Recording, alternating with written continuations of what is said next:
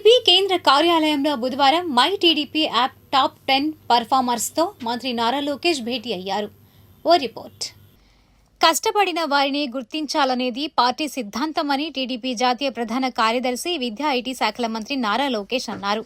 రాష్ట్ర వ్యాప్తంగా my TDP app సమర్థ వినియోగం పార్టీ పిలుపునిచ్చిన కార్యక్రమాల్లో ఉత్సాహంగా పాల్గొంటున్న టాప్ 10 పర్ఫార్మర్స్తో మంగళగిరిలోని టీడీపీ కేంద్ర కార్యాలయంలో మంత్రి నారా లోకేష్ ఆత్మీయ భేటీ అయ్యారు. ఈ సందర్భంగా ప్రతి ఒక్కరిని ఆప్యాయంగా పలకరించి వారి కష్ట సుఖాలను అడిగి తెలుసుకున్నారు. అనంతరం మంత్రి మాట్లాడుతూ, తెలుగుదేశం పార్టీ అనేది ఒక వ్యవస్థ. మనం అందరం ఆ వ్యవస్థలో భాగం. మీ పనితీరు వల్లే ఇక్కడ వరకు రాగలిగారు. రేపు పార్టీ అధినేత చంద్రబాబు నాయుడు పక్కన కూర్చుంటారు. పార్టీ పిలుపునిచ్చిన కార్యక్రమాలను సక్రమంగా నిర్వహిస్తే పార్టీ 100 ఏళ్లు ఉంటుంది. వ్యక్తుల కంటే పార్టీ ముఖ్యమని గుర్తించాలి. పార్టీలో సంస్కరణల కోసం నేను పోరాడుతున్నా. కార్యకర్తే అధినేత. గ్రామ పార్టీ అధ్యక్షుడు, క్లస్టర్ ఇన్ఛార్జ్, పొలిట్ బ్యూరో వరకు రాగలగాలి. ఎన్నికల్లో విజయం సాధించామంటే పార్టీ సిద్ధాంతాలను బలంగా ప్రజల్లోకి తీసుకెళ్లాలని ఈ సందర్భంగా మంత్రి లోకేష్ దిశానిర్దేశం చేశారు.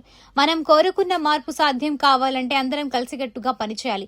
పార్టీ భవిష్యత్తు దృష్ట్యా కడప మహానాడులో తీర్మానించిన 6 శాసనాలను ప్రజల్లోకి తీసుకువెళ్లాలి. పార్టీ సిద్ధాంతాలను వివరించేందుకు 365 రోజులు శిక్షణా తరగతులు నిర్వహిస్తున్నాం. 2019-24 మధ్య జగన్ రెడ్డి ఎమ్మెల్యేలనే కలవలేదు. మనం కార్యకర్తలను కలుస్తున్నాం.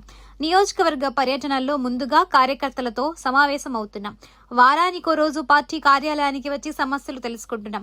పార్టీ కోసం ప్రాణాలర్పించిన తోట చంద్రయ్య కుమారుడికి ప్రభుత్వ ఉద్యోగం కోసం చట్ట సవరణ చేశాం. మీరందరూ క్షేత్రస్థాయిలో ఉండి పార్టీ పిలుపునిచ్చిన కార్యక్రమాలను, సిద్ధాంతాలను ప్రజల్లోకి తీసుకువెళ్లాలని మంత్రి పిలుపునిచ్చారు. అనంతరం అందరినీ మంత్రి నారా లోకేష్ ఘనంగా సత్కరించి ఎన్టీఆర్ జ్ఞాపికను బహుకరించారు. పార్టీ కార్యాలయంలో మంత్రి లోకేష్తో ఆత్మీయ భేటీ పట్ల మై టీడీపీ యాప్ ఉత్తమ కార్యకర్తలు ధన్యవాదాలు తెలిపారు. తాము జీవితాంతం మర్చిపోలేమని ఆనందం వ్యక్తం చేశారు.